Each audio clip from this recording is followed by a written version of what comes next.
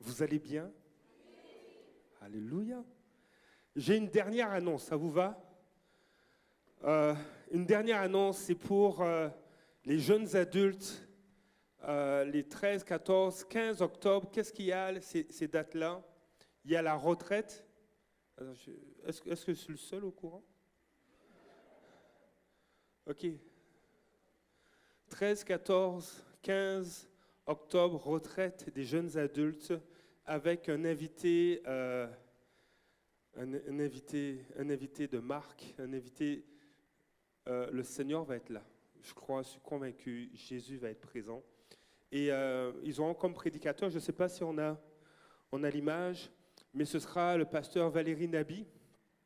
Il sera aussi un des conférenciers de la retraite des leaders qui aura lieu la semaine prochaine. C'est un homme de la parole, c'est un homme du Saint-Esprit que vous allez découvrir que il bouleverse. Avec la parole de Dieu, les cœurs sont bouleversés, transformés.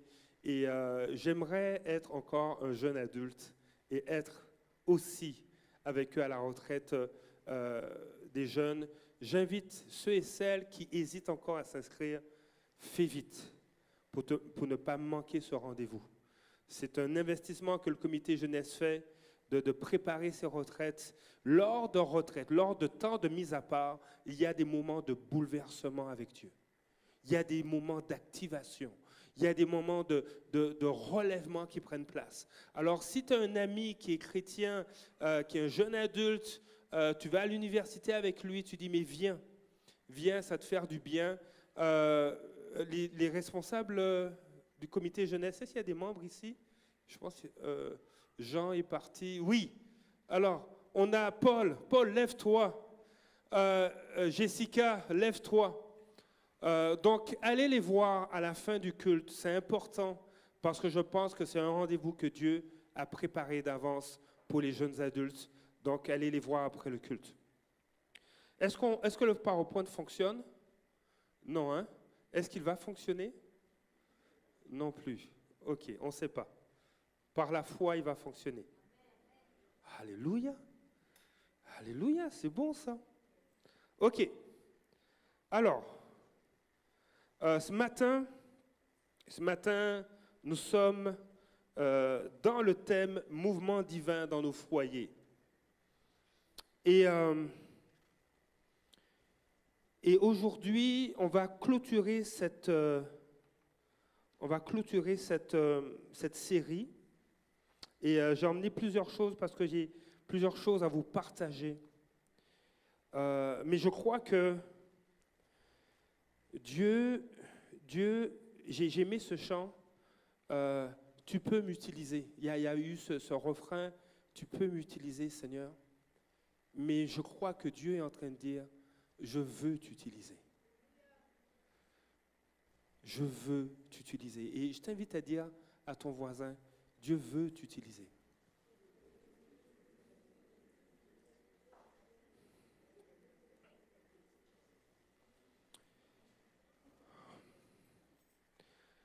Il y a quelques semaines de ça, nous avons démarré cette série Mouvement divin dans nos foyers. Parce que Dieu est sérieusement en train d'agir. Et certains peuvent te dire, mais Seigneur, comment ça? Tu es en train d'agir, mais je ne le vis pas. Tu es en train d'agir, mais je ne le sens pas. Tu es en train d'agir, mais concrètement, j'ai encore des défis. Et ce matin, je souhaite que cette série, qu'on réalise que c'est une série qui déclare ce que le ciel s'apprête à faire. Il y a des changements d'atmosphère qui prennent place dans les foyers. Il y a un vent de guérison dans la vie de plusieurs. Ce matin encore, je voyais un temps de prière d'une église en direct qui s'appelait Vent de guérison. Il y a des guérisons qui prennent place. Mais j'attends encore la mienne. C'est peut-être le discours que tu as. Il y a en ce moment des transformations dans les cœurs des personnes qui donnent leur vie au Seigneur. Et alors qu'elles donnent leur vie au Seigneur, Dieu dit, je veux t'utiliser. Et il y a un appel qui est clair sur leur vie. Il y a des foyers qui se consacrent et qui vivent même l'œuvre de Dieu dans leur maison. Et j'aimerais qu'on puisse regarder dans la parole de Dieu, plusieurs hommes, plusieurs femmes ont vécu des mouvements divins. Et alors qu'ils étaient dans des situations, et vous savez, à un certain niveau, il n'y a rien de nouveau sous le soleil. Dans le passé, des gens ont vécu des défis, et on dirait que c'est les mêmes défis qu'on a aujourd'hui. Je ne sais pas si vous vous souvenez de l'histoire de Naaman. Est-ce que, juste à main levée, qui se souvient de l'histoire? Qui connaît l'histoire de Naaman? Naaman avait un foyer qui était constitué d'une esclave. La parole de Dieu nous parle de son épouse, mais ils avaient une esclave, une jeune Israélite. Et la foi de cette jeune fille s'est alignée avec le ciel. Parce que Naaman était plus qu'un fonctionnaire, un haut gradé de l'armée assyrienne. Et il était lépreux. Et cette jeune fille s'est simplement alignée avec ce que Dieu voulait faire dans la vie de cet homme, à un tel point que même Jésus a parlé de lui. Il y a Daniel, il y a 3 semaines, je vous ai parlé justement de Daniel qui a arrêté dans son cœur de ne pas se souiller, mais de se consacrer à Dieu. Et il y a cet homme, ce jeune homme Daniel, même avec ses amis, qui ont décidé de se mettre à part, de demeurer en Dieu, peu importe les épreuves. Et je ne sais pas pour vous, mais que plusieurs soient prêts à nous persécuter, à nous intimider, à nous diffamer.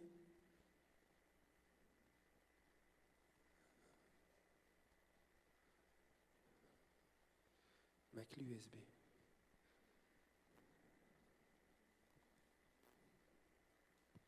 Ma clé USB.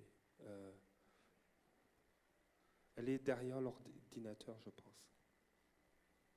Voilà, c'est ça le live. Mais vous imaginez que vous vous faites persécuter au travail, intimider.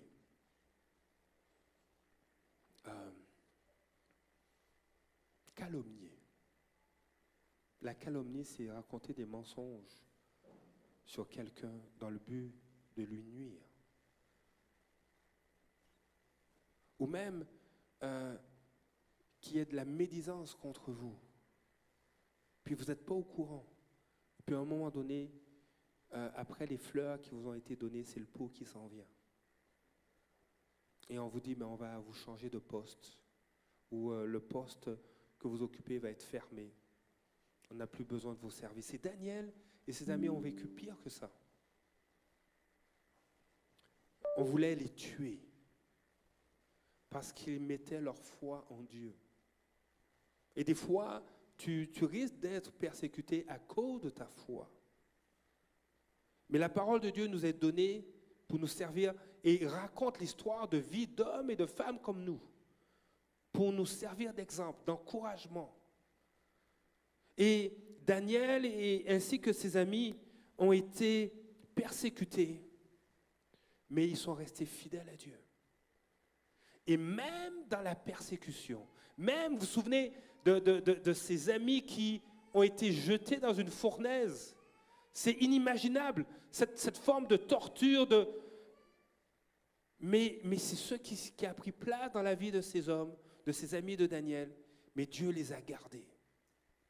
Le surnaturel s'est dit, mais Seigneur, comment physiquement le feu ne peut pas altérer des êtres humains? Leurs vêtements n'ont pas été consumés. C'est inimaginable physiquement. Mais Dieu a veillé sur eux. Et nous recevons leur témoignage aujourd'hui à travers les Écritures pour que notre foi soit fortifiée et affermie. Alors que plusieurs fomentaient, préparaient des plans pour les évincer du pouvoir ou de leur influence à l'époque des Mèdes et des Perses ou même sous l'Empire babylonien, Dieu était en mouvement au-dessus de leur vie. Dieu veillait. Dieu s'apprêtait à intervenir en réponse à leur foi. Et ce matin, nous voulons t'encourager, nous voulons être encouragés à persévérer parce que Dieu est en mouvement au-dessus de vos vies, de nos vies. Ce matin, j'aimerais vous parler d'un personnage en particulier, d'un homme en particulier qui inspire plusieurs. Et j'aimerais vous parler de lui parce que la parole de Dieu nous dit que c'est un homme comme nous, de la même nature que nous. Est-ce que quelqu'un a une idée? Ceux qui n'ont pas entendu mon titre et qui n'étaient pas au balcon, ne dites rien. Qui étaient au balcon, ne dites rien. OK? Qui a dit? Je n'ai pas entendu. Oui, vas-y, mon frère. Exact. Nous allons parler d'Élie, nous allons regarder ce que Dieu a fait à travers sa vie. Alors, ce qu'on va faire, on va prier et ensuite on va regarder la parole ensemble. Père, Seigneur, je te donne ce temps que tu puisses te glorifier. Ce matin, Seigneur, tu es en mouvement. Tu es en mouvement, Seigneur, au-dessus de chacune des vies.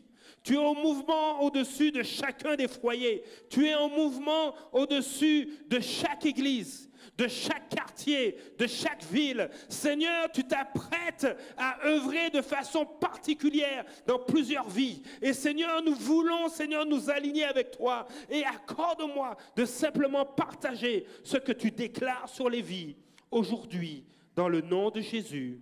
Amen. Il y a cette parole que Jésus va dire dans Matthieu 11. Et je vais lire dans la version Louis II. Matthieu 11, au verset 27. Jésus a dit, « Mon Père m'a tout donné. » Ou la version Louis II va dire ceci, « Toutes choses m'ont été données par mon Père. Personne ne connaît le Fils si ce n'est le Père. Personne non plus ne connaît le Père si ce n'est le Fils et celui à qui le Fils veut le révéler. » Et Jésus va dire, « Venez à moi. Venez à moi, vous tous qui êtes fatigués et chargés.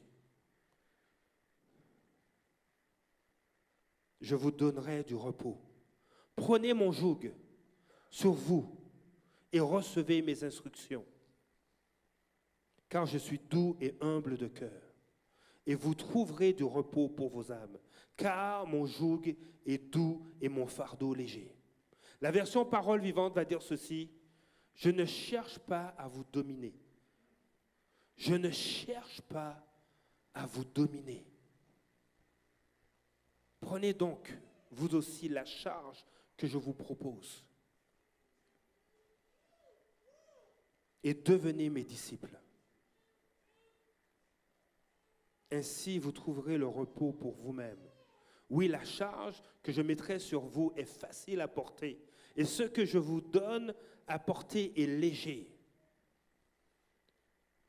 Jésus va dire à ses disciples, « Ne soyez pas comme les grands de ce monde qui cherchent à dominer. » Et Jésus leur répète, « Je ne cherche pas à vous dominer, mais je cherche à vous donner du repos. Je cherche à vous donner ce que ce monde ne peut pas vous offrir. Je cherche à vous rappeler qu'en moi, vous avez tout. »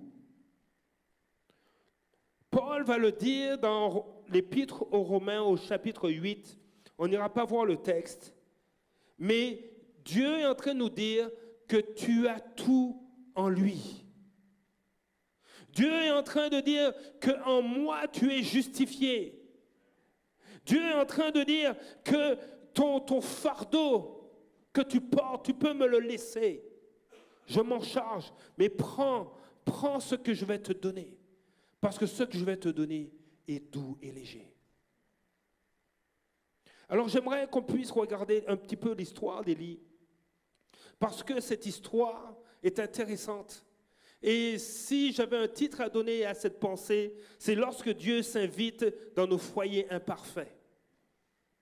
Lorsque Dieu s'invite dans nos foyers imparfaits, il y a un bouleversement. Et pourquoi je vais vous parler d'Élie? Élie semble être un homme de modèle, un homme d'exemple, un homme de foi. Mais nous allons voir, et je vais lire, nous allons aller dans 1 Roi chapitre 19, et nous allons découvrir que Élie aussi avait des défis, parce qu'il était un homme comme vous et moi. Ce qui est intéressant, c'est que dans 1 Roi chapitre 19, si on regarde un petit peu le contexte, Élie a fait tout ce que Dieu lui a demandé. Et des fois dans nos vies, on dit, Seigneur, je prie, je t'ai donné ma vie, mais il y a comme peut-être il y a un blocage, je veux aller plus loin, mais il y a quelque chose qui me freine. Et Élie a fait ce que Dieu lui demandait. Élie s'est tenu, c'était un homme qui se tenait devant la face de Dieu. C'était un homme qui s'est levé et qui s'est opposé à des pratiques qui détruisaient toute une nation. Et il a même fait descendre le feu du ciel, où le feu du ciel est descendu quand il a prié. La pluie s'est arrêtée pendant 3 ans après sa prière. Cet homme avait toute une onction, toute une intimité avec Dieu. Et c'est à sa prière qu'il s'est mis à pleuvoir. Nous avons connu des périodes de sécheresse, nous avons connu des feux dans le nord du Québec. L'Europe a connu aussi une période de sécheresse cet été. Imaginez que ça dure 3 ans. 3 ans, pas de neige. 3 ans, pas de pluie. Parce que les pratiques qui se faisaient dans ce pays à l'époque d'Élie étaient horribles. Et le peuple qui devait représenter Dieu s'attachait à des choses abominables, détestables, qu'on n'oserait même pas parler aujourd'hui. Mais à la prière d'Élie, la pluie est revenue. Et lorsque Élie a fait tout ce que Dieu lui demandait, on va réaliser qu'il y a des choses dans le cœur d'Élie qui ont commencé à ressortir à cause de la pression qu'il vivait. Et je vais faire la lecture dans 1 Roi, chapitre 19, dans la version Parole de vie. Au verset 1, le roi Akab raconte à Jézabel, sa femme, tout ce qu'Élie a fait et comment il a fait tuer les prophètes de Baal. Au verset 2, alors Jézabel envoya un messager dire à Élie, demain à cette heure-ci, j'espère que je t'aurai traité comme tu as traité tous ces prophètes, sinon que les dieux me punissent très sévèrement. Vous allez voir que c'est ici au verset 2, c'est le premier messager. Il dit, Jézabel envoya un messager à Élie. Et j'aimerais savoir dans ta vie, quel type de messager tu accueilles? Quel type de message, de vérité que tu accueilles dans ta vie? Quand Jézabel a envoyé ce messager, on dit au verset 3 que Élie a peur et s'enfuit avec son serviteur pour sauver sa vie. Il arrive à Beersheba, dans le royaume de Juda. Il laisse son serviteur à cet endroit. Le mot messager va se retrouver un peu plus tard, au verset 5. Mais je veux rester sur ce premier messager. Quel messager on accueille? Quel message? Quelle parole? Quel est ton discours intérieur? Qu'est-ce que tu te dis? Qu'est-ce que tu crois? Élie a accueilli le messager de Jézabel. Il a accepté ce que cet homme disait. Et dans l'hébreu, le mot messager, c'est malak. Or, ce même mot est utilisé pour parler des anges. C'est pourquoi au verset 5, on va continuer la lecture. Donc Élie a peur, il s'enfuit avec son serviteur pour sauver sa vie. Il arrive à Beersheba, dans le royaume de Juda. Il laisse son serviteur à cet endroit, puis il marche pendant une journée dans le désert. Il s'assoit sous un petit arbre. Il a envie de mourir. Il dit, maintenant Seigneur, c'est trop, prends ma vie. Et des fois, on va accueillir des messagers dans nos vies. On va accueillir des paroles qui nous font marcher pendant des journées ou même des fois des années dans le désert. Tu tournes en rond. Tu tournes en rond dans ton couple. Tu tournes en rond dans ton foyer. Comme jeune, tu commences une formation, mais il y a un message, il y a un messager de mensonge que tu as accueilli, qui t'a intimidé, qui te fait peur. Il y a un discours peut-être que tu as entendu quand tu étais jeune, des paroles qui ont été dites à ton endroit et qui étaient destructrices. Il y a eu des malaks qui sont venus contre toi. Mais laisse-moi te dire, alors que Jézabel envoyait ce messager, Dieu était en mouvement pour lui. Dieu était en mouvement en-dessus d'Élie. Et laisse-moi te dire que tu n'es pas différent d'Élie. Tu n'es pas différent d'Élie. On va le voir. Il dit, mais comment ça, Élie? Moi, je n'ai pas encore prié pour que le feu descende et consume une offrande. Déjà, je ne fais pas de sacrifice d'animaux. Mais je n'ai pas encore prié pour que la pluie cesse. Qui a déjà vécu ça? À part pasteur Marjorie une fois. Qui a déjà prié et puis s'est mis à pleuvoir? Ok, toi, tu as vécu ça. Oh, amen. Dieu entend nos prières. Dieu entend nos prières.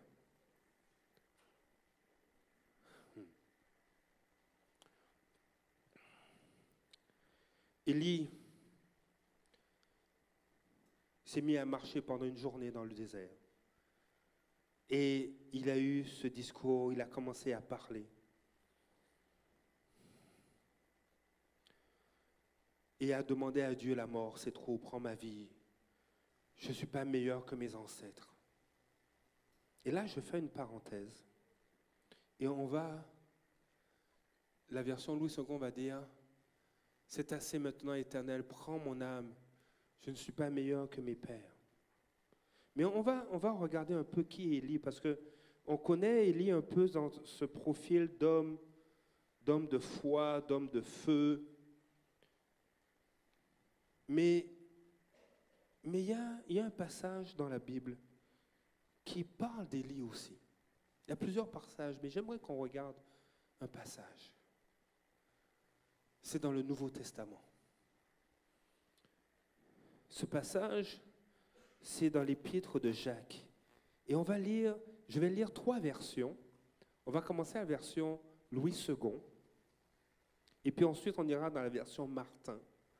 Et on va finir avec celle de Darby. OK? Jacques, chapitre 5, verset 17, va dire ceci. Élie était un homme de la même nature que nous. Et Jacques parle d'Élie dans un contexte où les croyants doivent persévérer dans la foi alors qu'ils sont éprouvés. C'est dans ce contexte-là. Et donc, l'apôtre Jacques, en fait, qui est le frère de Jésus, va continuer. Il pria avec instance pour qu'il ne plût point et ne tomba point de pluie sur la terre pendant 3 ans et 6 mois. On va aller dans une autre version, celle qui est dite Martin. Okay? Et quand la version que j'ai lue dit que Élie était un homme de la même nature que nous, on va essayer de comprendre de quoi s'agit-il exactement. Oui, c'est un homme, un être humain, avec de l'ADN humain, oui, ok, mais il y avait quelque chose de plus que les 2 autres versions que je vais lire vont révéler concernant Élie. Il est dit dans la version Martin, euh, Jacques chapitre 5, verset 17. Élie était un homme sujet à de semblables infirmités que nous. Et cependant, ayant prié avec grande instance, qu'il ne plut point, il ne tomba point de pluie sur la terre durant 3 ans et 6 mois. La version d'Arbé va dire, Élie était un homme ayant les mêmes passions que nous, les mêmes passions, les mêmes infirmités. Mais cependant, il s'est mis à prier. Élie passait et avait peut-être des discours intérieurs, il vivait des choses que peut-être toi tu vis aujourd'hui. Ça n'a pas empêché Dieu d'agir dans sa vie. Ça n'a pas empêché Dieu de l'utiliser, mais ça n'a pas empêché Dieu de le laisser comme il est, d'emmener une transformation. Dieu ne voulait pas qu'Élie garde un discours où il demande la mort, où il dit « je ne suis pas meilleur que mes pères ». Donc il est conscient qu'il a des failles. Mais Dieu a commencé une œuvre de transformation. Moi, je désire que Dieu s'invite dans mon foyer qui est imparfait. Je vais vous parler, j'ai mis un texte que j'ai lu hier sur les fameux foyers imparfaits. Je ne sais pas si certains vont se reconnaître, mais moi, ça m'a inspiré. Trop souvent, les familles se trouvent à un de ces deux extrêmes. Celles qui fuient toute forme de conflit et vivent perpétuellement dans des non-dits, considérant à tort qu'aborder un problème est une marque de manque d'amour. L'autre extrême, les familles qui s'enlisent dans le conflit à force de reproches et paroles blessantes, amplifiant systématiquement le moindre problème sans répit, ni perspective d'espoir et d'affirmation. Je ne sais pas si certains peuvent se reconnaître là-dedans, mais moi je dis, Seigneur, on a du travail à faire à la maison. Il y a des choses qui doivent changer. Et Dieu est en train de bouger au-dessus de nos vies. Dieu est en train de se mouvoir. Il est en train de nous pousser. Il dit, là, je vais augmenter un peu la température. La fournaise va chauffer un peu parce qu'il y a des choses qui vont décoller de ta vie. Et ça a l'air paradoxal. Dieu t'utilise. Tu es une bénédiction autour de toi. Mais il y a un discours, il y a des situations à l'intérieur qui ont besoin d'être traitées. Dieu ne veut pas une façade religieuse. Dieu ne veut pas d'apparence. Il veut l'authenticité. Pourquoi? Parce qu'il veut se manifester à travers toi. Vous savez, vous connaissez cette parole que Jésus a dit. On ne met pas du vin nouveau dans de vieilles outres. Pourquoi? Pourquoi on ne met pas du vin nouveau dans de vieilles outres? Est-ce que quelqu'un a la réponse? Oui, mon frère. Oui, mon frère. Oui, allez-y. C'est dans le texte, hein? C'est dans le texte. Parce qu'ils vont éclater. Les outres, les vieilles outres vont éclater. Laisse-moi te dire que la parole de Dieu nous dit que le physique arrive avant le spirituel. Oui, ce qui est dans Romains, l'apôtre Paul parle du premier Adam. Et il parle pas du deuxième, mais du dernier Adam. Le premier Adam est physique, il est charnel, il est une âme vivante. Mais le dernier Adam, il est quoi? Il est un esprit qui vivifie. Et même, il y a une version qui va dire, il est l'esprit qui donne la vie. Et il faut que, merci beaucoup, il faut que tu te laisses transformer par Dieu pour porter l'esprit de Dieu en toi. C'est pourquoi, en donnant notre vie à Jésus, nous naissons de nouveau. Notre esprit vient à la vie. La vieille outre n'est plus celle qui fait l'objet de l'attention de Dieu. Mais c'est l'outre nouvelle, celle qui est née de nouveau. Parce que le vin qui est déversé est un vin nouveau qui fait rompre qui fait rompre la vieille outre, mais qui est vivifiant, qui donne la vie. Et c'est l'Esprit de Dieu en nous. Et Dieu veut te remplir de son esprit afin que tu le représentes, afin que tu brilles. Et il faut que la vieille outre soit mise de côté. Elle doit mourir. Parce que nous ne sommes redevables qu'à Dieu. Nous ne sommes plus redevables à la chair pour répondre aux désirs de la chair. Et Élie ne pouvait plus répondre aux désirs de sa chair, de dire « je veux mourir ». Et Dieu a dit « je vais traiter ça. Je suis en mouvement au-dessus de ta vie. Je veux m'inviter dans ton foyer. Je veux m'inviter dans ta vie.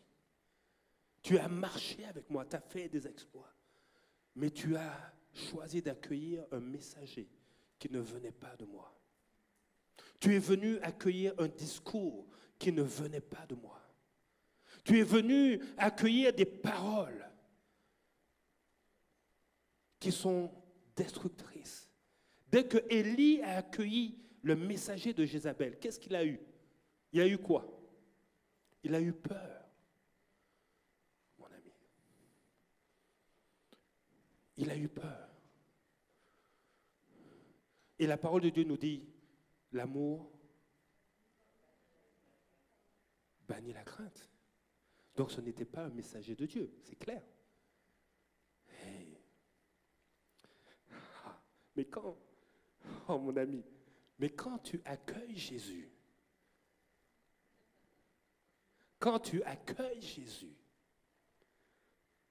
oh, l'amour de Christ bannit la crainte. Qu'est-ce qui s'est passé? Alors,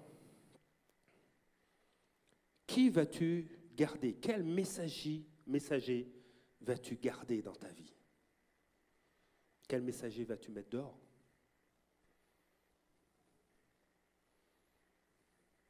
C'est sûr qu'il y a des messagers à mettre dehors. Il y a des pensées à dire non, ça, je fais la différence. Il y a mes pensées, ok? Des fois, j'envoie une pensée, c'est un peu négatif. Non, j'ai une mauvaise lecture. Donc, je me fais reprendre, encourager.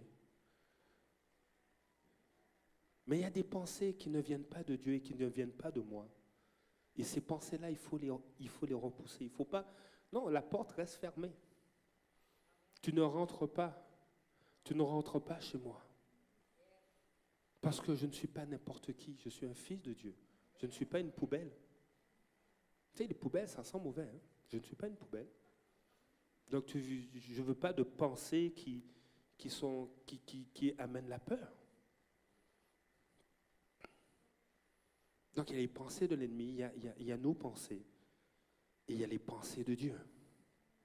Et ce qui est intéressant dans la vie d'Élie, c'est que bien qu'il demandait la mort, il est parti, il est allé où? Il est allé se placer sous un arbre, sous un genêt, nous dit la version seconde.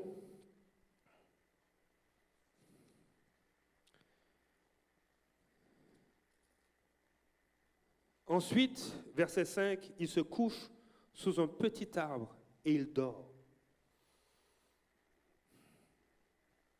Des fois, on se laisse anesthésier par le stress, il faut que je performe. Et puis, on ne fonctionne que sur ça. On est comme...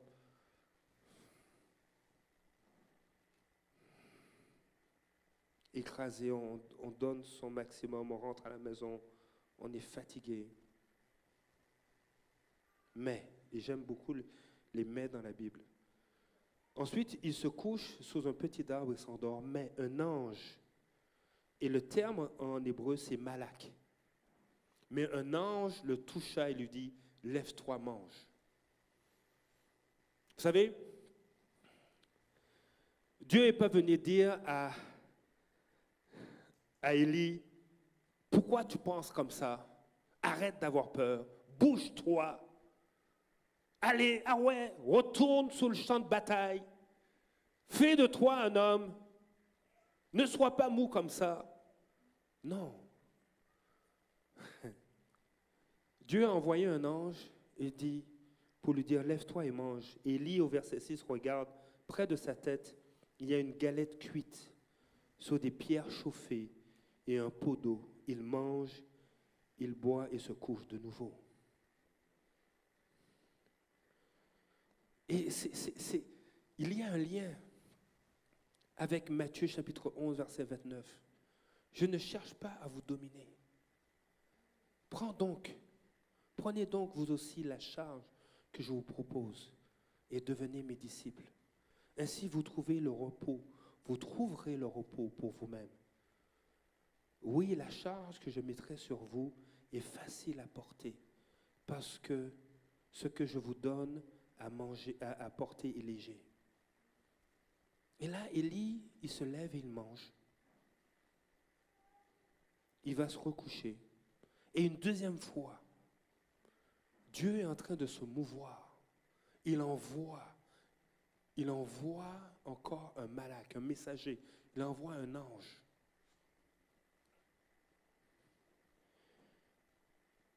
Il est dit au verset 7, une deuxième fois, l'ange du Seigneur vient le toucher et lui dit, lève-toi et mange, car tu dois faire un très long voyage. Il se lève et il mange. Cette nourriture lui donne des forces.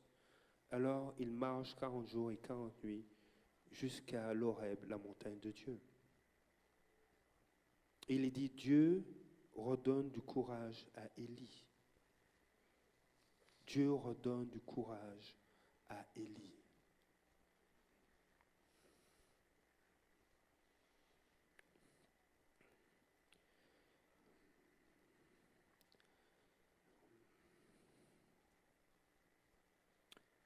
Comme époux, comme père de famille, j'aime beaucoup la nourriture qui est faite à la maison. Ouais.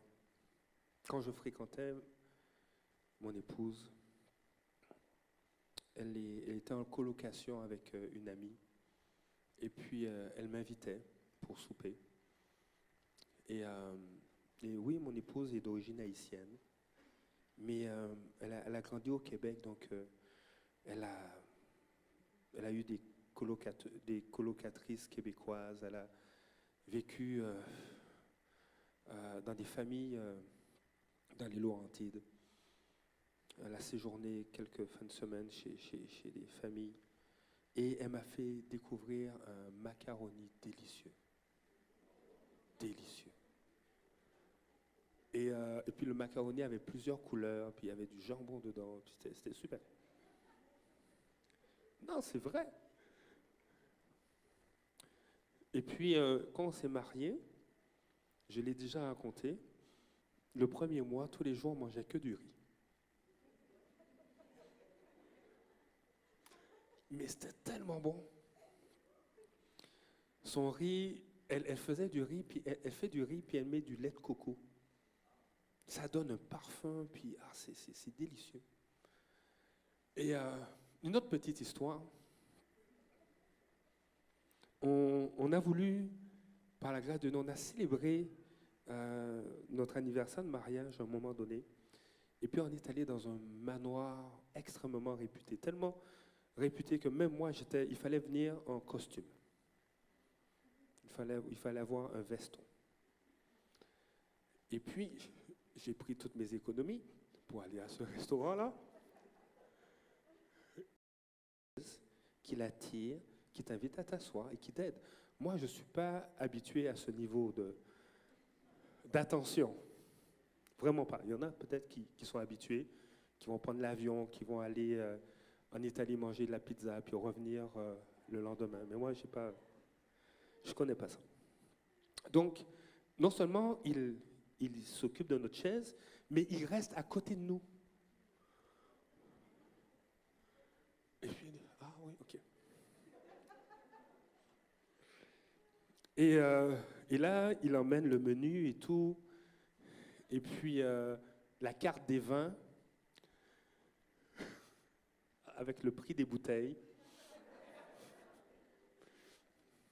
Et je dis, ok Seigneur, ça c'est un mois de salaire ça. Alors je dis, on va prendre un verre. Euh, mais c'est drôle, on a découvert une gastronomie, c'était excellent. C'était excellent. Les saveurs, c'était impressionnant. Mais, ben, c'est ta fête aujourd'hui. Mais, donc on a commencé avec un potage, je ne peux pas vous dire c'était quoi, mais c'était délicieux. J'aurais pu juste manger ça. Et le plat qui a suivi, c'est une énorme assiette avec un tout petit contenu. Ok? Ça nourrit pas son homme, toi.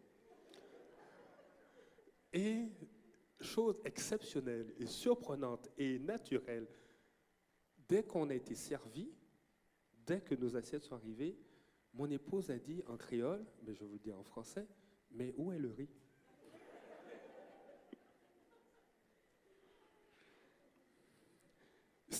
Le repas était excellent, c'était cher aussi. Donc on ne peut pas manger comme ça tous les jours. Mais euh, on aime la cuisine à la maison, on aime ce qui est fait chez nous. Et je pense que c'est la même chose chez vous. Il y en a qui sont de talentueux pâtissiers. Et j'aimerais leur rendre visite une fois par année parce que c'est trop bon. Et je veux pas. Mais c'est délicieux. Mais on aime notre. On est allé chez des amis et ils font des entrecôtes là. Ok. Mais on aime. Je pense que chaque famille aime le repas qui est servi chez eux. Mais tu sais que Dieu veut te donner de la nourriture aussi. Et des fois, on va bouder la nourriture que Dieu veut nous donner.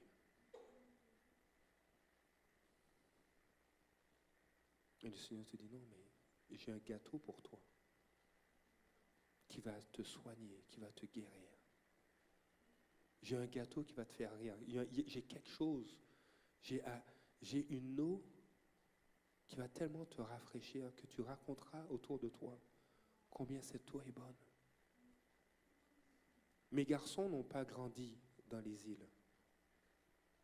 Mais quand j'allais faire du sport en fin de semaine avec mon père, après le sport, on allait chez son oncle. Et il cueillait des noix de coco dans les arbres, qui étaient des noix fraîches. Et avec une machette, il coupait ça. Et des fois, tu pouvais mettre une paille, mais tu buvais une eau fraîche. Et je raconte ça à mes fils. J'ai dit, vous savez, c'est meilleur que le Gatorade. C'est meilleur que le Pepsi, que le Coca-Cola, que le 7-Up. Et c'est rafraîchissant. Quand il fait très chaud, tu bois ça, puis tu te sens bien, désaltéré. J'ai envie qu'il goûte à ça. Et ton Père Céleste te dit la même chose. J'ai une eau pour toi.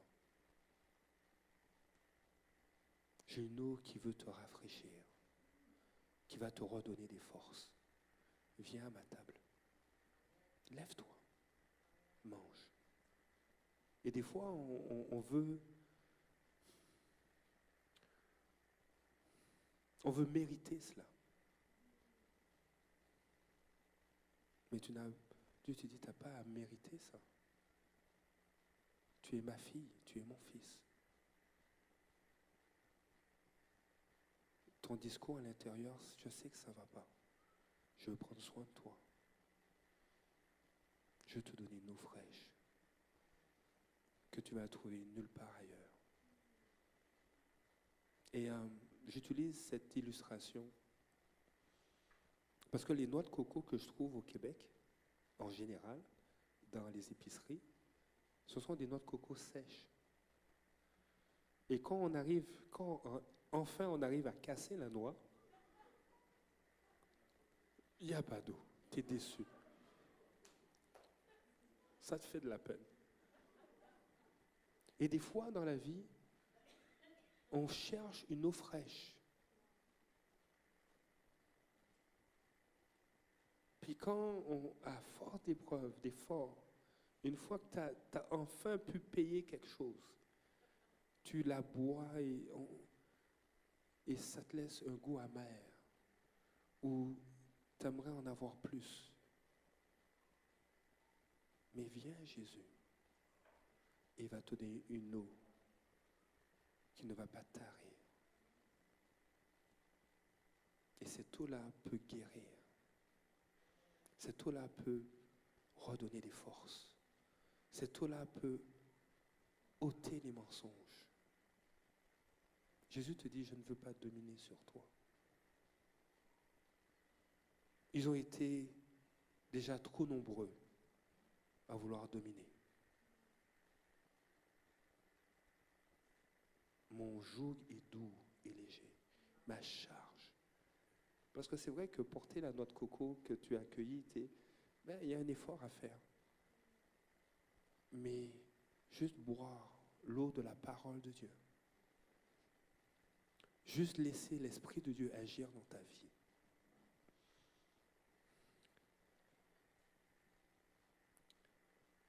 Ça donne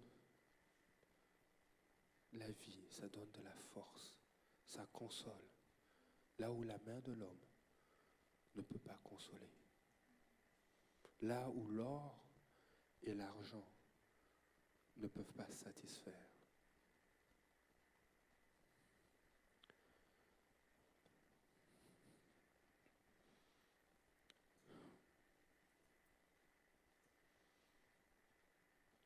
Dieu redonne du courage à Élie.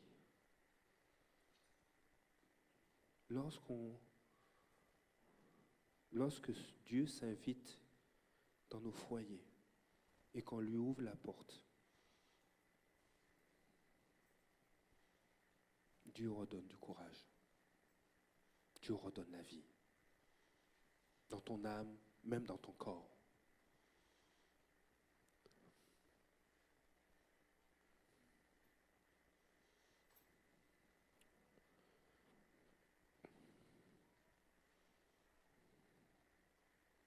Tu sais,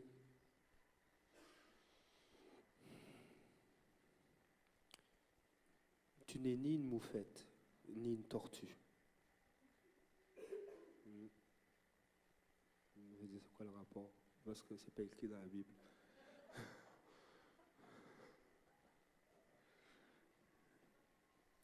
Vous voyez, hein, c'est bien des fois d'avoir de bons livres chrétiens. C'est un dévotionnel.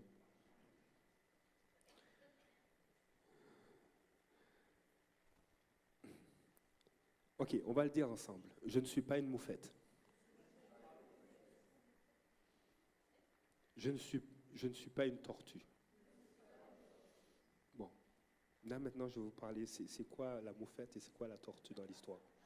Ok? C'est Dieu frappe à la porte. Tu sais, dans Apocalypse, Jésus va dire, je frappe à la porte. Et c'est à la porte des croyants dans l'Église. Et si tu m'ouvres la porte, je rentrerai, je dînerai avec toi, et tu dîneras avec moi. Jésus frappe à la porte. Comme Dieu a envoyé l'ange de l'Éternel frapper à la porte du cœur d'Élie. Jésus le fait encore aujourd'hui. L'Esprit qui donne la vie le fait encore aujourd'hui. Et dans le cas d'Élie, Dieu n'était pas dépassé par ce qu'Élie vivait. Oh, man, ça, c'est mon champion, puis là, il part, puis qu'est-ce qu'on va faire? J'ai investi des années dans sa vie. J'ai ouvert des portes. Je me suis arrangé pour qu'il y ait de la nourriture, même pendant la famine. J'ai multiplié l'huile, puis là, regarde maintenant, il demande la mort. Après toutes ces années d'investissement et de fidélité dans sa vie, qu'est-ce qu'on va faire avec lui? Non. Non. Il lui a donné un gâteau et du pain et de l'eau. Alors, quand, des fois dans nos vies, il y a des tourbillons, il y a des pensées de mort ou de peur, des discours intérieurs destructeurs, dis-toi que tu n'es plus une moufette. Lorsque la moufette n'est pas contente, qu'est-ce qu'elle fait? Elle le laisse savoir. Elle asperge tout son entourage, laissant une odeur détestable qui s'imprègne et demeure longtemps, afin de s'assurer que la terre entière est bien au courant de ses états d'âme. J'aimerais vous dire avec douceur, dit l'auteur, mais fermeté, que certains membres de votre famille ont honte de vos réactions, comportements et attitudes lors des conflits. Choisissez de dire, nous ne sommes plus des enfants impulsifs ayant des réactions démesurées. Nous apprendrons plutôt à dire la vérité avec amour afin de grandir et de ressembler davantage à Christ. Tu n'es plus une moufette. Pour ceux qui ont plus un arrière-plan français international, tu n'es plus un putois. Okay? Tu n'es plus une moufette. Quand ça ne va pas, l'Esprit de Dieu... Élie, c'est ce qu'il a fait. Il dit, je demande la mort, ça ne va plus, je dois mourir, ça ne va pas, j'abandonne, je quitte. Et tu dois savoir que ça ne va pas. Élie il disait, mais il faut que vous sachiez que ça ne va pas, que je ne suis pas meilleur que mes pères. Mais tu n'es pas non plus une tortue. Et Élie a manifesté les deux. Au moindre signe de danger, la tortue cache sa tête dans sa carapace et s'enferme à double tour. Fini, parti, bonne nuit. Fin de la non-discussion, on n'a même pas encore parlé. Hein? J'aimerais vous dire avec douceur mais fermeté qu'en fuyant le conflit et n'ayant pas le courage de parler, vous vous éloignez affectivement de ceux qui vous entourent, creusant un fossé entre eux et vous. Je vous encourage, au contraire, à réaliser que Dieu ne nous a pas donné un esprit de timidité, mais un esprit de sagesse et de force pour apprendre à dire la vérité avec amour. Et c'est ce que Dieu a fait avec Élie. C'est ce qu'il a fait avec lui, c'est magnifique. Il dit, arrivé au mont Horeb, verset 9, Élie entre dans une grotte. Hein? Il rentre la tête dans la carapace. Il rentre dans une grotte et il passe la nuit à cet endroit. Le Seigneur lui adresse sa parole. Pourquoi es-tu ici, Élie? Pourquoi tu te caches? Pourquoi tu rentres la tête dans la carapace? Pourquoi tu coupes les ponts? Hein? Pourquoi tu ne parles pas? On n'a même pas encore commencé à parler. Qu'il n'y a plus de discussion. Pourquoi? Pourquoi tu as abandonné ton serviteur? Eh oui. Pourquoi tu as fait ça? Je vais juste vous lire ce passage où justement Élie, au verset 3, il dit, il laisse son serviteur à cet endroit. à Beersheba. Vous savez, il y a un petit secret là. Le mot serviteur, en hébreu, peut être traduit par enfant ou jeune homme d'une vingtaine d'années. Vous savez, il y a des épreuves que Dieu permet dans nos vies. Il y a une pression que Dieu laisse prendre place dans nos vies pour que ce qui est de l'enfant soit déposé. Beersheba, c'est le lieu du serment. C'est un lieu d'alliance. Et des fois dans nos vies, on peut se voir comme un petit enfant. Mais Dieu te dit, viens et laisse l'enfant là. Je vais m'en occuper. Il y a des blessures dans nos vies qui nous ont des fois dans des aspects, on est extrêmement compétent en architecture, on est un technicien ou on est un professionnel, c'est waouh! Mais il y a des domaines dans nos vies où on se comporte comme un petit enfant. Et ça nous était bien utile. C'était un bon serviteur. Mais il y a un endroit où Dieu est en train de t'emmener. Il y a un mouvement divin au-dessus de ta vie où, comme Élie, tu dois déposer cet enfant à Beersheba pour que Dieu s'en occupe. Comme l'apôtre Paul a dit, lorsque je n'étais plus enfant, j'ai fait mourir ce qui est de l'enfant. Quand je suis devenu un homme, il y a des choses. Il y a des choses de l'enfance ou de l'enfant qui doivent être remises entre les mains de Dieu.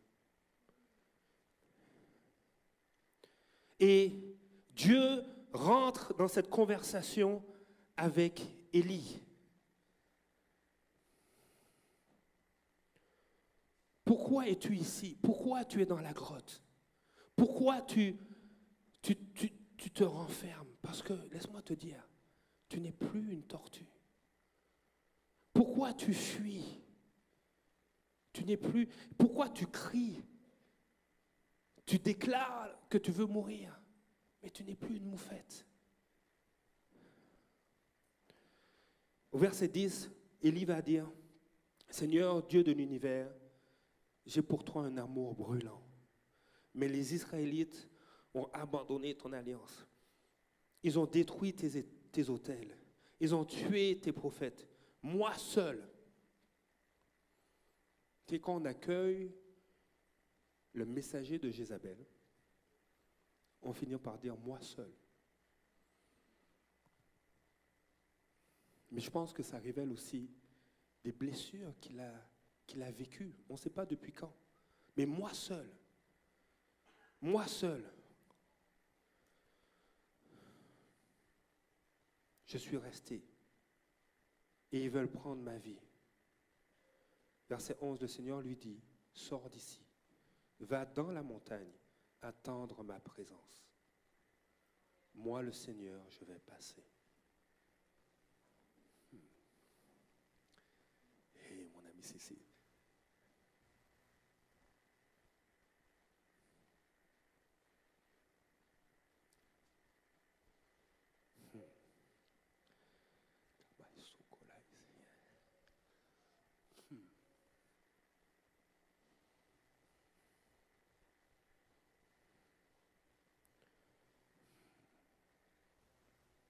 Des fois, on s'est battu.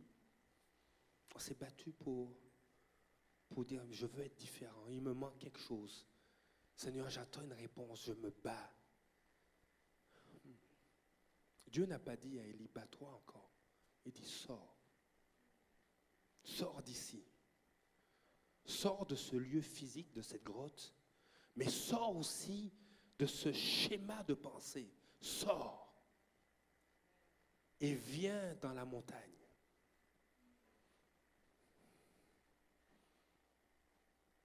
Va dans la montagne, viens. Et c'est comme si Dieu est en train de lui dire, va dans le rocher, va dans la montagne, va dans Jésus. Va dans moi, viens. Viens dans ma présence. Et ce qui est bien, c'est que Jésus te dit, je ne cherche pas à te dominer, mais prends la charge que je te propose, prends la direction que je t'offre, deviens mon disciple. Et ainsi, tu trouveras le repos pour toi-même.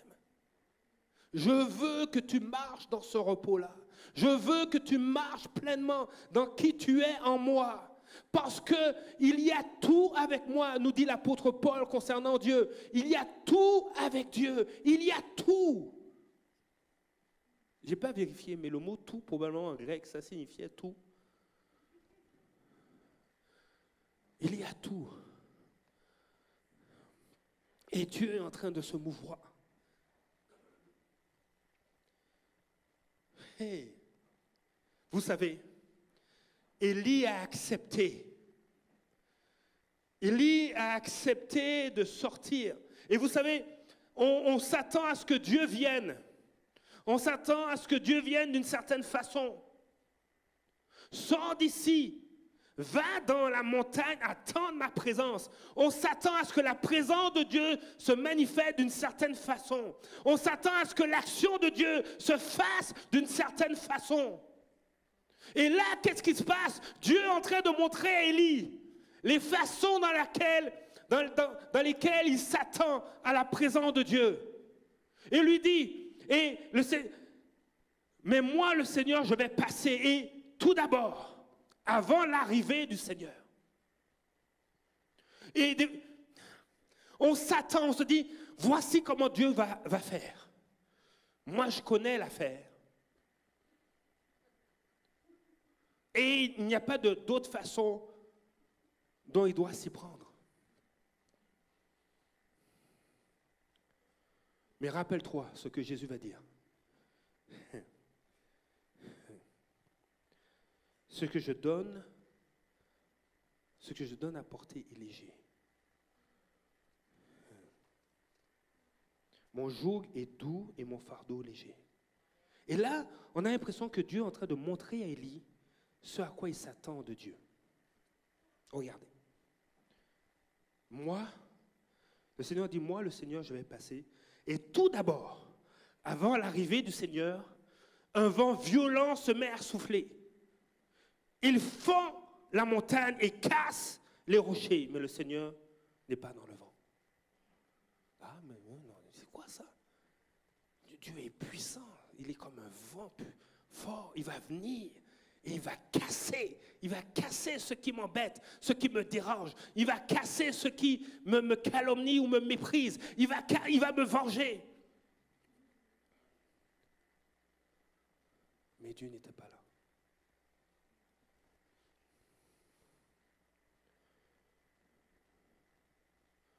Dieu n'est pas fait à notre image, mais nous sommes faits à son image.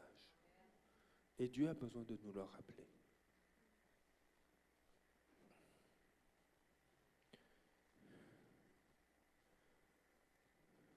Après le vent, il y a un tremblement de terre, mais le Seigneur n'est pas dans le tremblement de terre.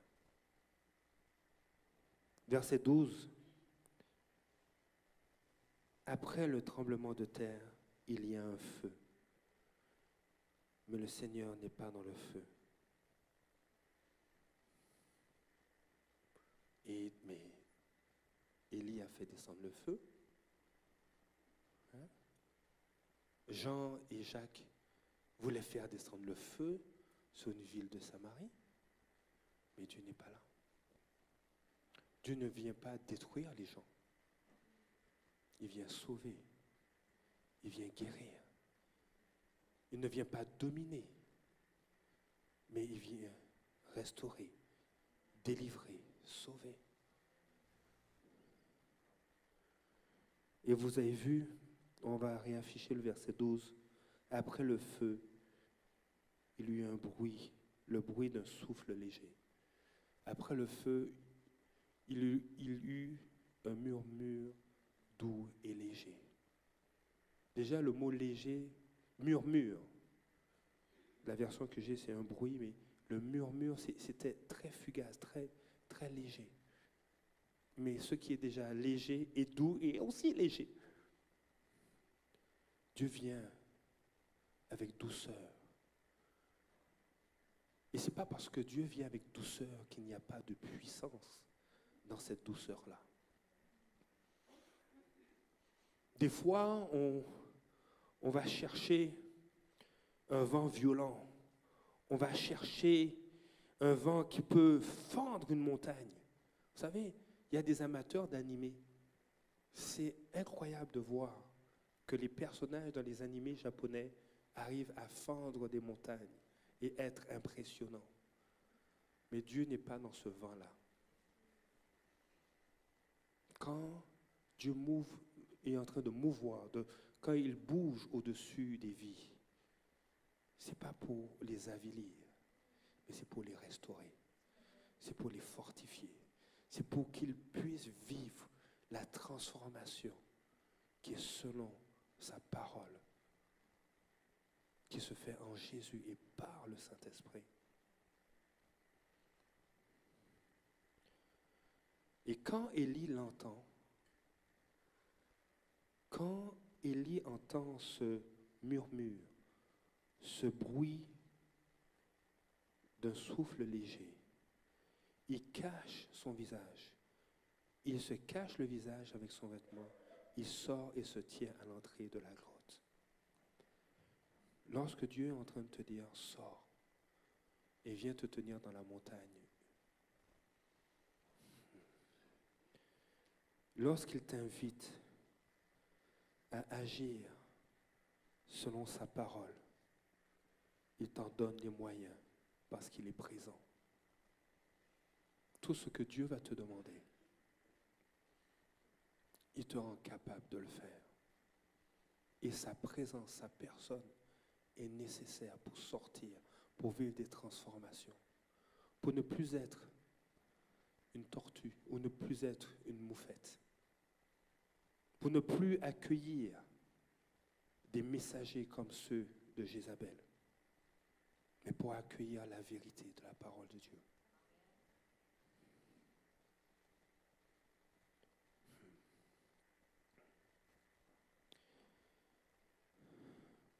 Et là, quand Élie l'entend, il se cache le visage avec son vêtement. Il sort et se tient à l'entrée de la grotte. Alors il entend une voix.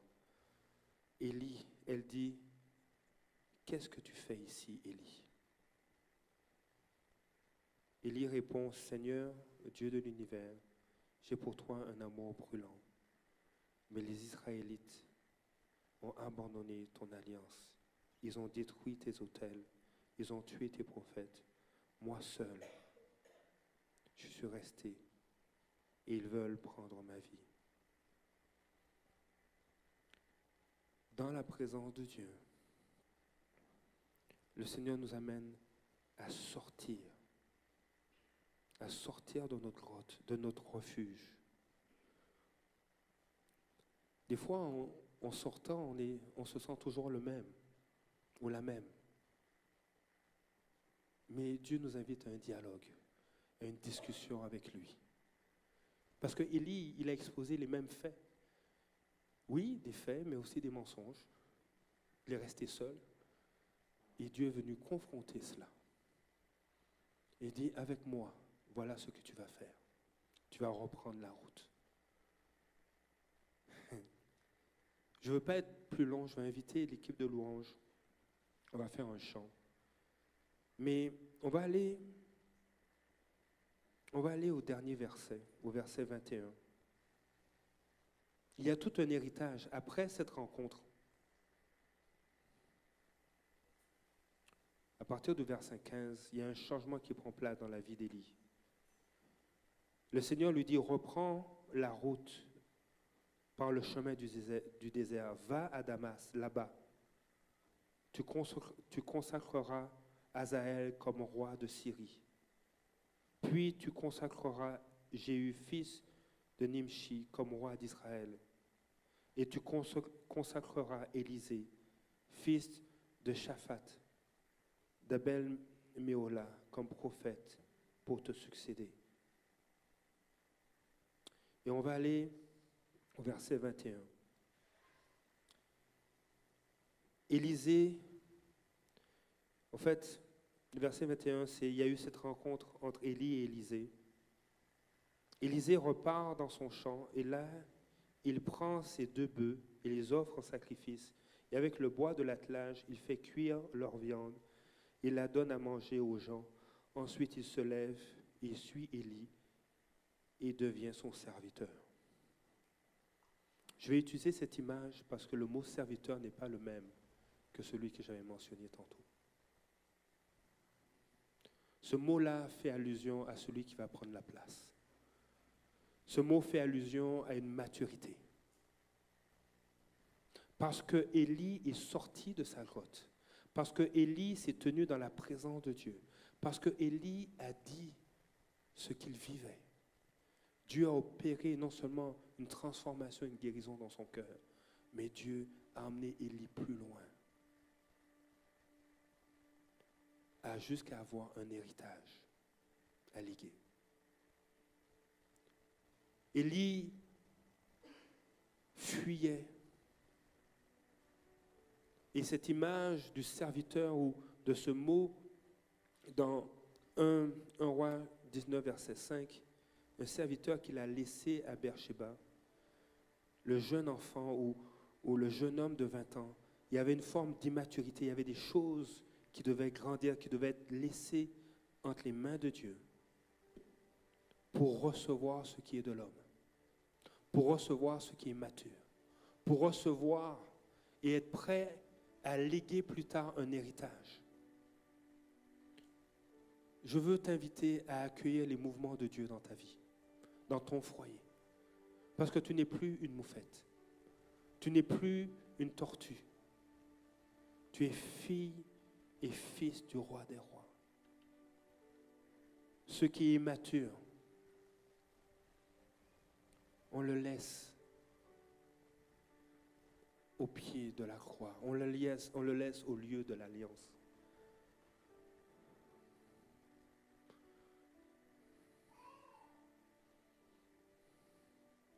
Comme Élie, Dieu veut te propulser pour que tu puisses laisser un héritage. Et il y a des héritages qui prennent place sans qu'on ait besoin de mourir. Mais il y a aussi des héritages qui vont nous survivre et qui vont être une bénédiction. Qu'est-ce que tu vas investir dans ton couple? Qu'est-ce que tu veux laisser comme marque dans ton couple? Qu'est-ce que tu veux laisser à tes enfants? Qu'est-ce que tu veux laisser même à la société ou à ton emploi? Qu'est-ce que tu veux que les hommes et les femmes disent de toi? Est-ce que c'est ce que Dieu veut qu'on dise de toi? Ce matin, je ne ferai pas un appel en avant, mais je fais un appel à notre place, là où on est.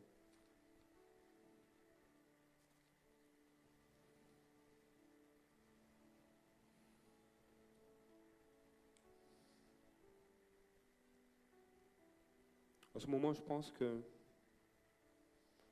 le Seigneur désire qu'on puisse sortir du lieu où on est dans nos cœurs et d'aller en Christ et d'attendre sa présence. La chair n'a pas de part dans ce que Dieu veut faire dans ta vie. Les désirs de la chair, les convoitises, les jalousies, les médisances ne sont plus ton partage. Dieu veut t'emmener plus loin. Élie était un homme comme nous, avec les mêmes failles, et Dieu l'a utilisé. Dieu ne dit pas seulement qu'il peut t'utiliser, mais il veut t'utiliser.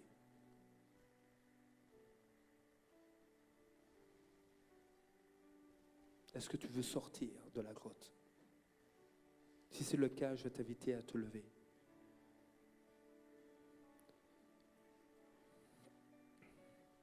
Si tu veux laisser Dieu te dire, viens dans la montagne, viens en Christ et attends ma présence, je t'invite à te lever.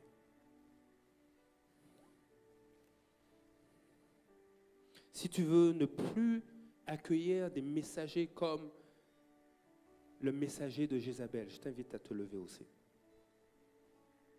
Tu n'es pas appelé à être partenaire du mensonge, mais tu es appelé à être partenaire de la vérité. Et honnêtement, Jésus suffit.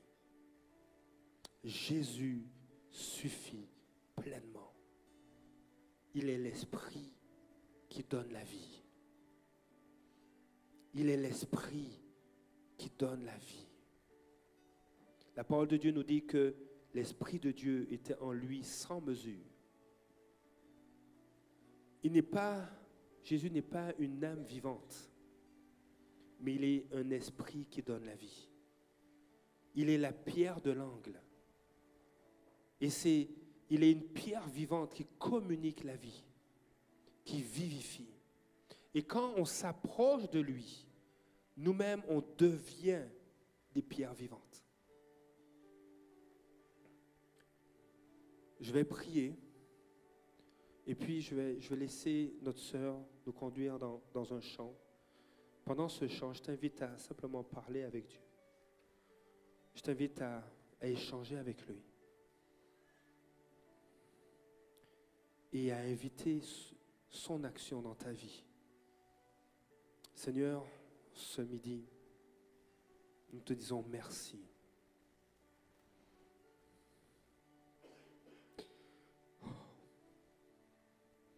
De ce que tu ne rejettes personne. Je te dis merci que en s'approchant de toi, Jésus, toi qui est la pierre de l'angle, la pierre vivante, tu nous donnes la vie.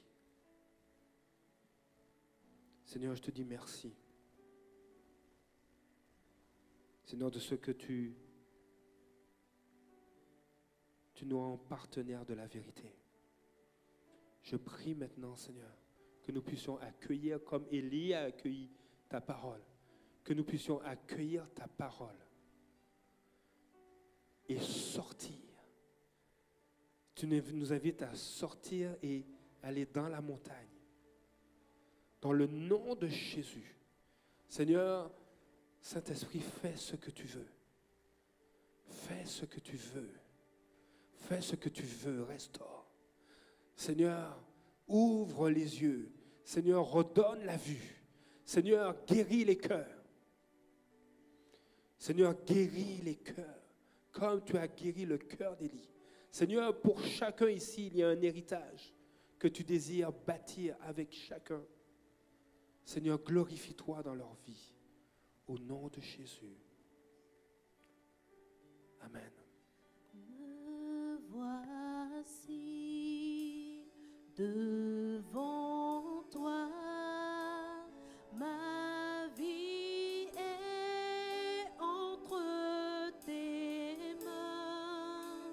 Je veux voir tes désirs se révéler à moi, Seigneur.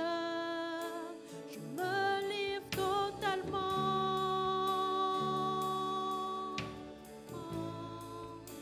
Je me livre totalement. Tu peux l'utiliser. Je me livre totalement.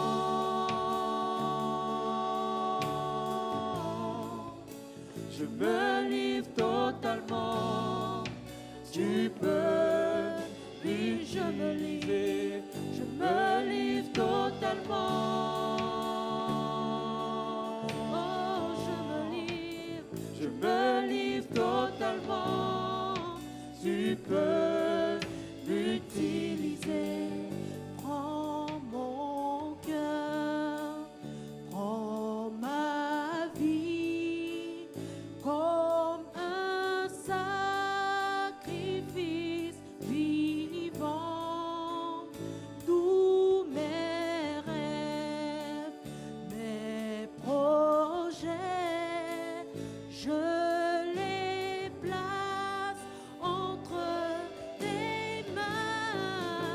Je me livre totalement.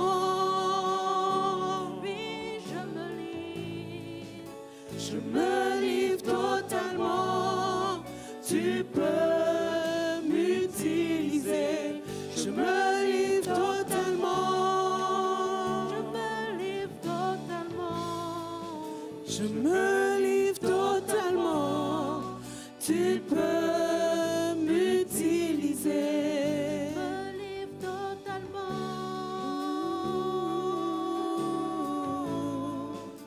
Je me livre totalement. Tu peux m'utiliser. Vie n'est plus à moi. Elle t'appartient, Seigneur. Père, je me livre totalement. Ma vie n'est plus à moi, elle t'appartient, Seigneur. Père, je me livre totalement. Ma vie n'est plus à moi, elle t'appartient, Seigneur. Père, je me livre totalement. Ma vie n'est plus à moi. Elle t'appartient, Seigneur. Père, je me livre totalement. Ma vie n'est plus à moi. Elle t'appartient, Seigneur. Père, je me livre totalement. Je me livre totalement. Jésus. Alléluia. Je me livre totalement. Tu peux m'utiliser. Je me livre totalement. Seigneur Jésus.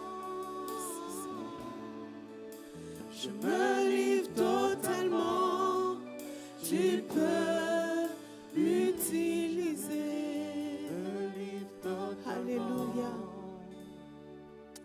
Alléluia, Jésus. Alléluia, Papa. Alléluia. Alléluia. Seigneur, on veut te dire merci ce matin. Merci pour ce message, Seigneur éternel, qui est venu encore mettre un baume, guérir, Seigneur. Tu dis que tu veux qu'on laisse l'enfant, Seigneur, en nous et qu'on aille plus loin avec toi. Ce matin, tu nous interpelles, Seigneur, dans ta montagne. Tu nous interpelles à aller plus loin, Seigneur, à te laisser encore, Seigneur, faire des choses dans nos vies. Seigneur, on veut te remettre cette journée, cette semaine, Seigneur, que tu puisses encore toucher des vies, Seigneur. Venir encore dans nos foyers, Seigneur. Permets-nous, Seigneur, d'être ni, Seigneur, une moufette, un putois ou une tortue, mais, Seigneur, de marcher dans l'amour, de dire la vérité avec amour, de laisser ton mouvement, Seigneur, faire son œuvre dans nos cœurs, dans nos vies. Seigneur, on te recommande chaque personne qui est dans ce lieu, chaque enfant, chaque adulte, chaque personne, Seigneur, qui est venue ce matin ou qui est en ligne, Seigneur. Ce que tu as commencé, Seigneur, tu dis que tu l'amènes, Seigneur, à perfection. Alors, Seigneur, continue ton œuvre, Seigneur. Continue la pression dans nos cœurs pour nous emmener plus loin. Continue à guérir, à faire couler ton huile, Seigneur, dans nos vies. Merci pour ton fardeau qui est doux et léger, Seigneur. Tu viens avec un murmure doux et léger dans les vies et tu transformes de l'intérieur. Merci, Seigneur, pour ce message, Seigneur, qui nous interpelle encore à ne pas, Seigneur éternel, appeler la mort sur nos vies, se laisser aller, mais te faire confiance quand tu nous donnes des mets succulents. Je prie qu'on découvre c'est quoi les mets succulents que tu as mis dans nos foyers, afin qu'on y goûte et qu'on accepte, qu'on change, qu'on grandisse et qu'on soit, Seigneur, restauré par ta parole, par les mets que tu nous proposes dans le nom de Jésus. Amen. Amen. Alléluia. Alléluia. Soyez bénis. Un bon dimanche à tous.